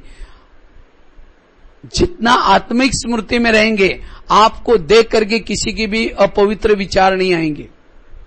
एक बार गुलजार दादी को मैंने ऐसे ही पूछा था, दादी जी आप लोग जब पाकिस्तान में थे और उस समय हिंदू और मुस्लिम का झगड़ा लगा था, मुसलमान लोग हिंदुओं को काट काट करके ट्रक में, ट्रेन में भर करके भेजते थे, और ऐसे दृश्य में आप लोगों को डर नहीं लगता था? उस समय अपना तो योग्य तो वही था। 51 में तो माउंट आबू में आया। तो दादी ने एक बहुत बढ़िया बात बताई। दादी ने कहा कि उसी समय हम ये नहीं समझते थे हम कोई लड़की है, हम कोई ब्रह्मा कुमारी हैं, हम तो देवी हैं। हम देवियां संसार का उद्धार करने के लिए आई हूं। तो इस स्वरूप में रहते थे। कहा कि मुसलमान लोगों को भी हमारा देवी का रूप दिखता था, हम साधारण लड़की रूप में नहीं देखते थे। तब हम लोगों को आकर के वो हाथ जोड़ के कहते, देविया आप लोगों को कोई मुसलमान तंग नहीं करता ना? अगर करता था हमको बताना, हम उसको मार देंगे। अंतिम समय भी यही होने वाला है। इसीलिए बाबा कहते, बच्चे इस स्वरूप में टिको, मैं आत्मा हूं। जितना इस स्वरूप में रहेंगे उतना आप सेफ भी रहेंगे, योग भी बाबा से लगेगा, उपराम भी होंगे। आत्माभिमानी स्थिति में रहने वाला किसी के ऊपर प्रभावित नहीं होता, न वस्तु के ऊपर न व्यक्ति के ऊपर। अगर आप किसी के प्रभाव में आते हैं, ये आपका कौन सा भान है? देह भान है। इसीलिए बाबा कहते बच्चे आत्मा हुई, ये प्रैक्टिस करो। जैसे आजकल मूर्तियां बनाते हैं, गणेश जी बनाते हैं, दुर्गा बनाते हैं। कैसे बनाते हैं? बांस होता है, बांस को क्या करते हैं? बांस को घास बांधते हैं, ढांचा बनाते हैं, कीचड़ लगाते हैं, पेंटिंग करते हैं, कपड़े पहनाते हैं, श्रृंगार करते हैं, हो गई मूर्ति। तो आज हमारा शरीर भी क्या है? अंदर हड्डी है, हड्डियां मतलब बांस, और ऊपर नसें हैं, और खून मांस चिपका हुआ है। ऊपर पेंटिंग क्या है? काला पेंटिंग, पीला कपड़े पहने, हो गई मूर्ति। इसीलिए बाबा कहते बच्चे सदा इस मूर्ति में रहो कि मैं आत्मा हूं। आज आत्मा है इसलिए मेरी वैल्यू है, आत्मा नहीं तो शरीर की कोई भी वैल्यू नहीं है। इसलिए आत्मिक स्थिति में स्थित रहने का पुरुषार्थ करना है, उतना बाबा याद आएगा। तो कितनी धारणा बताई? पहली कौन सी बताई? पर चिंतन से मुक्त। दूसरी कौन सी बताई? आत्माभिमानी। तीसरी धारणा है अगर योग लगाना है उसके लिए श्रीमत का पालन। जितना श्रीमत प्रमाण पक्के चलेंगे उतना योग लगेगा। और श्रीमत भी कैसा? यथार्थ श्रीमत। लेकिन श्रीमत का पालन क्यों नहीं कर पाते हैं? लोकलाज आते हैं। यहां फिर भी लोकलाज कम है। हम तो राजस्थान में रहते हैं। अगर राजस्थान में जब सेंटर पर जाते हैं, जो माताएं क्लास में बैठेगी घूंघट लेकर के बैठेगी। अगर उसका पति क्लास में आता है, माता जी इधर देखेंगे, पति इधर देखेगा। अगर दृष्टि लेना है ऐसा थोड़ा सा घूंघट खोल के ऐसे ऐसे करके देख लेते। अभी कुछ दिन पहले मैं मधुबन में बहुत सारे राजस्थान के माताएं भाई बहने सेवा में आए थे। तो एक माता जी फोन कर रही थी टेलीफोन एक्सचेंज में। तो जब मैं ऐसा कुछ काम से खड़ा था, जब उसका फोन लगा तो उसने घूंघट लेकर के उसमें से बात कर रही थी। तो माता जी जब फोन पूरा किया, माता जी को मैंने पूछा, माता जी आप घूंघट से बात क्यों कर रहे थे? कहते ससुर जी से बात कर रहे थे ना। ससुर जी जयपुर में है, वो माउंट आबू से बात कर रहे हैं। हमने कहा माता जी वो ससुर जी ने थोड़ी वहां से देखा होगा। देखो ससुर जी के लिए भी कितना बड़ा रिस्पेक्ट है, लेकिन ससुर जी का ससुर जी कौन है? शिव बाबा। कभी उसके लोग ला जाते हैं, अमृत वाला नहीं उठेंगे, ससुर जी क्या बोलेंगे, मुरली नहीं सुनेंगे ससुर। इसीलिए लोक लाज करनी है, किसकी करो? बाबा की। बाबा क्या बोलेगा, बाबा क्या कहेगा, लोग क्या बोले, लोगों की सुनते सुनते कहां पहुंच गए। इसीलिए मुझे आप नियम को तोड़ना नहीं है, नियमों में पक्के बनो। और हमारे इतने यहां के नियम इतने कड़क नहीं है। कौन से नियम है? अमृत वाला उठना, रोज की मुरली सुनना, खान पान की शुद्धि करना, मंदिर में जाओ नारियल लेके आओ, वो कोई है कोई इतना उपवास करो, ये करो, कुछ नहीं। सिंपल नियम। तो जितना नियम पर पक्के रहेंगे उतना क्या बनेंगे? योगी बनेंगे। इसलिए ईश्वरीय नियम और मर्यादा जितनी पक्की है उतना योग के कनेक्शन है। आजकल दुनिया में लोग कहते हैं ना हम भगवान को मानते हैं, भगवान को मानते हैं लेकिन भगवान की नहीं मानते, तो क्या फायदा हुआ? इसीलिए कई लोग बोलते हैं हम बाबा को मानते हैं। अब देखो कभी क्लास में नहीं आते हम, मतलब बाबा को कैसे मानते हैं फिर? नहीं बाबा हमको अच्छा लगता है, तो उसको सतयुग थोड़ी मिलेगा। बाबा को मानते उसको कहेंगे जो बाबा की मानते हैं। अगर बाबा की नहीं मानते तो बाबा भी कैसे मानेगा उसको? बाबा की मानना अर्थात मुरली से प्यार, नियम से प्यार। इसलिए मुझे पक्का नियमों पर चलना है। और जो पक्का नियम पर चलते हैं वही योगी है,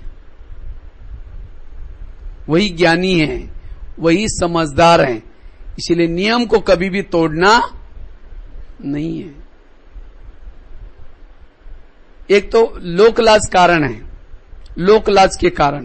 दूसरा है खुद के आलस, कोई बोलने वाला नहीं तो भी नियम को, कईयों को क्या लगता है चलता है कोई बात नहीं, और ये भी तो ऐसे करते हैं ना, हमने किया तो क्या हुआ। नियम पर चलने के लिए कहेंगे हम गृहस्थी में रहते हैं, और पद पाने के लिए क्या बोलेंगे, क्या बनना है, तो क्या कहेंगे सबको क्या बनना है, लक्ष्मी नारायण। और नियम पर चलोगे तो कहेंगे नहीं बाबा हम तो गृहस्थ में रहते हैं, ये सब लोग करना पड़ता है, बाहर का खाना पड़ता है, नहीं तो बेचारे लोग क्या बोलेंगे।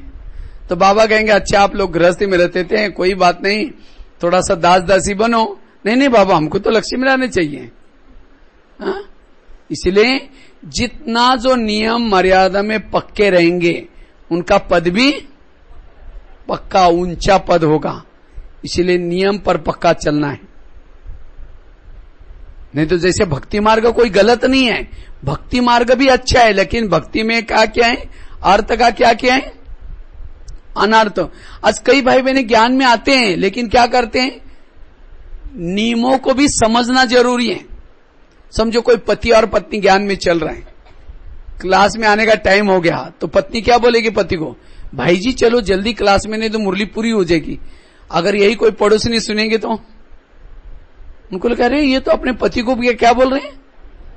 और कभी जाकर के उनको 10-12 दिन के बाद ज्ञान सुनाओ, आप भी हम भी आजकल ब्रह्मा कुमारी में चलते हैं, आप भी चलो ना, वो क्या बोलेंगे, नहीं हमको टाइम ही नहीं है। उनको टाइम है, आने की इच्छा है, लेकिन इनको लगता है अगर इनके ज्ञान में चलेंगे, जैसे इन्होंने अपने पति को भाईजी बनाया, हमें भी भाईजी बनाना पड़ेगा, इसलिए आएंगे नहीं।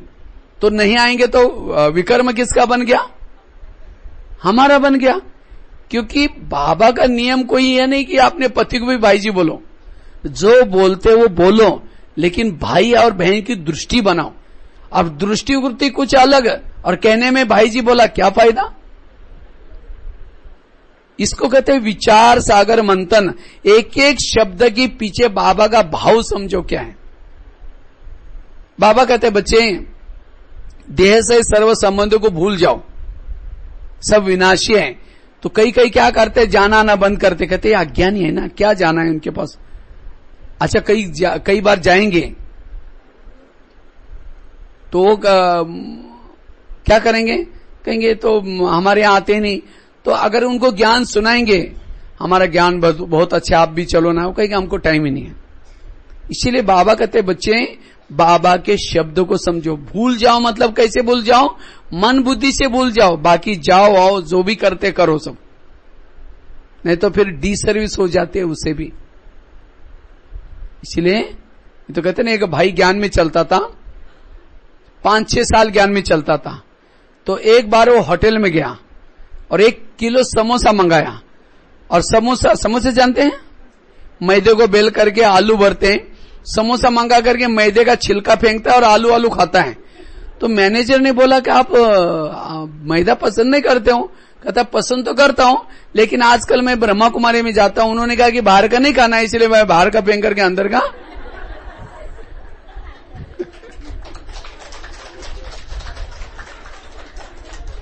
उसका भाव ये है, बाहर का न खाना मतलब दूसरे के हाथ का न खाना।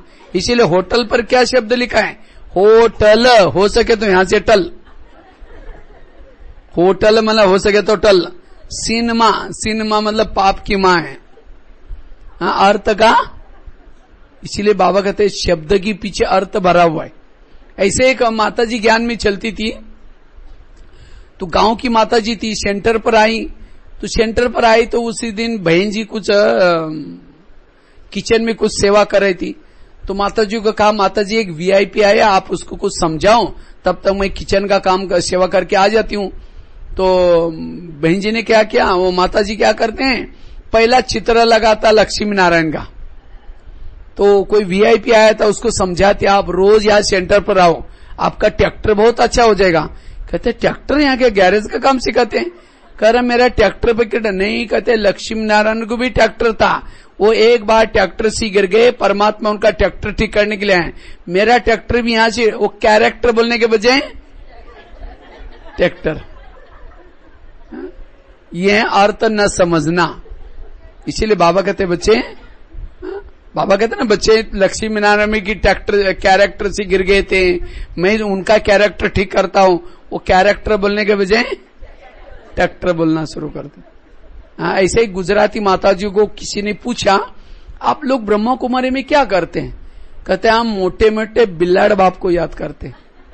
वो गुजराती में बिल्ली को बिल्लाड़ बोलते हैं। उनको लगा ये बिल्ली को ही भगवान मानते हैं, मोस्ट बिल्लाड़ बाप को याद करते हैं। वो इंग्लिश शब्द बेचारी भूल गई, कहते मोटे मोटे बिल्लाड़ बाप को याद करते हैं। इसीलिए बाबा कहते बच्चे शब्दार्थ, यथार्थ, भावार्थ। मुरली जब सुनते हैं, मैंने आपको क्यों बोला कि योग करके मुरली सुनो। जो योग करके मुरली जो सुनता है, मुरली में बाबा का भाव क्या वो आपको समझ में आएगा। नहीं तो कभी बाबा कहते बच्चे तुम बाहर का भोजन खाओ कोई बात नहीं, चल जाएगा, शादी में जाओ चल जाएगा, लेकिन वो किसको कहा था, उसका कोई संदर्भ बाबा का होता है, वो आपके लिए नहीं कहा था। हम तुरंत कहते उस मुरली में ऐसा ऐसा बाबा ने कहा था, वो कमजोर कोई आत्मा सामने थी और वो जरूरी था, इसीलिए उसको बोला था, वो आपके लिए नहीं बोला था। इसीलिए बाबा कहते बच्चे मुरली को समझना बड़ा ये है। इसलिए श्रीमत, जितना जो श्रीमत का पालन करेगा उतना योग लगेगा। तो कितनी धारणा बताई? 3। पहली कौन सी बताई? पर चिंतन से दूर। उसके लिए थैली की बात बताई, छड़ी वाली कहानी बताई, कान में कभी भी उल्टी नहीं डालना, हाँ जी करके नहीं सुनना, कई बातें बताई। साथ में दूसरी कौन सी बताई? आत्माभिमानी, आत्मा हूं ये प्रैक्टिस। गाड़ी के गैरेज में लगा करके सोने के लिए ऊपर जाना। और साथ में तीसरी धारणा श्रीमत का पालन। और चौथी धारणा है अगर योगी बनना है, योग लगाना है, दुआई लो। दुआएं परमधाम जाने का विमान है। अगर आपके पास विमान ही नहीं है आप जाएंगे कैसे? इसीलिए दुआएं, सारा दिन ऐसे कर्म करो लोग आपको दुआएं दें। अब कोई सास आई अपने बहू को मार करके, झगड़ा करके, रुला करके यहां करके बैठी है, परमधाम में जा रहे हैं, उसके संकल्प चल रहे, वो नीचे खींच रहे हैं और ये सास ऊपर जा रहे, कैसा योग लगेगा? फिर कई कहते योग में बैठते हैं, पता नहीं योग लगता ही नहीं, इसका मतलब किसी को दुख दे के आए। इसीलिए बाबा कहते बच्चे किसी को दुख नहीं दो, किसी को परेशान हो करके आप यहां नहीं बैठो। इसीलिए सुख दो, दुआएं लो। जितना दुआएं लेंगे ऊपर जाएंगे, योग लगेगा। इसलिए दुआएं जमा करना है। 5वीं धारणा है योग लगाने के लिए सहन शक्ति चाहिए। बिना सहन शक्ति से आपका योग नहीं लगेगा। अगर आपके पास सहन शक्ति नहीं है और योग में बैठेंगे, शुरू तो करेंगे, लेकिन वही बातें आपको याद आएगी, क्यों बोला, किसी लिए बोला। इसीलिए सारा दिन मुझे सहन करना है। सहन कैसे करना है वो तो आपको बताया। उसके लिए कैसे कार्मिक अकाउंट को याद रखना है, निगेटिव को पॉजिटिव में लाओ, ड्रामा को याद करो, सहनशील बनो। जितना सहनशील बनेंगे उतना योग लगेगा। सहन शक्ति को बढ़ाना है। 6ठी धारणा है संस्कार परिवर्तन। जितना आप अपने संस्कारों को परिवर्तन करेंगे उतना आप योगी बन सकेंगे। इसलिए संस्कार परिवर्तन वो कैसे करना है, शायद इसके बाद हम लोग उसी के ऊपर टॉपिक के ऊपर लेने वाले हैं। फिर बाद में 3 से 4 वही क्लास है, संस्कारों को कैसे परिवर्तन करना है। क्योंकि कईयों को आज तक संस्कार परिवर्तन करना बड़ा मुश्किल लग रहा है। और जब नहीं होते तो उनको लगता है पता नहीं, हम बाबा के पास भी आए, इतना प्रयास किया तो भी संस्कार क्यों नहीं बदल रहे। तो कैसे बदलना है? संस्कार परिवर्तन जितना करेंगे उतना योग लगेगा। और लास्ट की बात है, अगर योगी बनना है उसके लिए हमारा यथार्थ योग चाहिए। वो यथार्थ योग के बारे में तो ये 8 बातें, धारणा जितना करेंगे उतना योग लग सकता है। ठीक है, हम यही पूरा करेंगे और योग करेंगे। फिर उसके बाद फिर क्रिएटिव योग बैठे करेंगे। तो समझ में आए सभी को योग के बारे में? योग का महत्व बताया, योग की धारणा बताई। कितनी धारणा बताई? 7 धारणा बताई।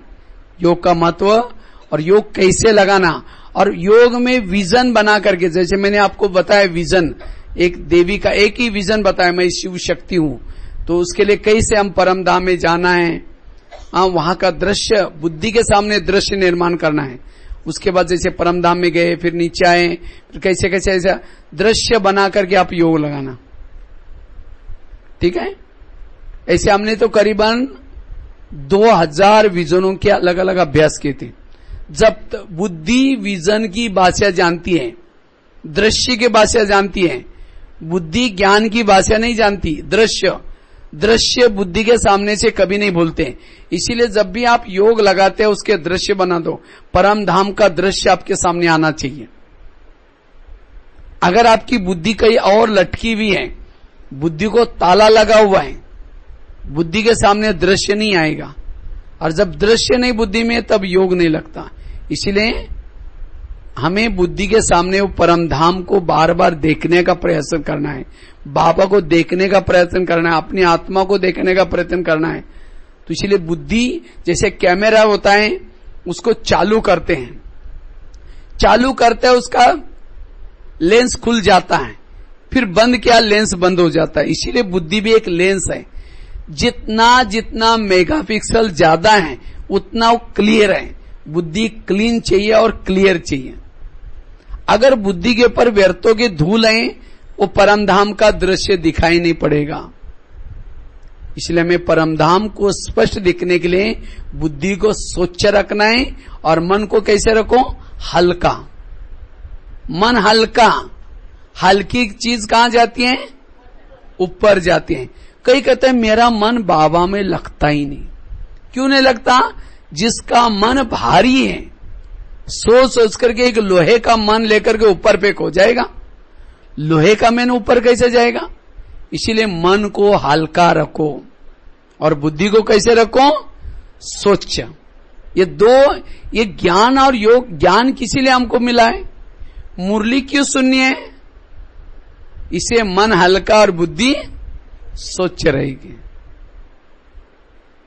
अब मुरली तो सुनी, सारा दिन निगेटिव सोचा, योग नहीं लगेगा फिर। इसलिए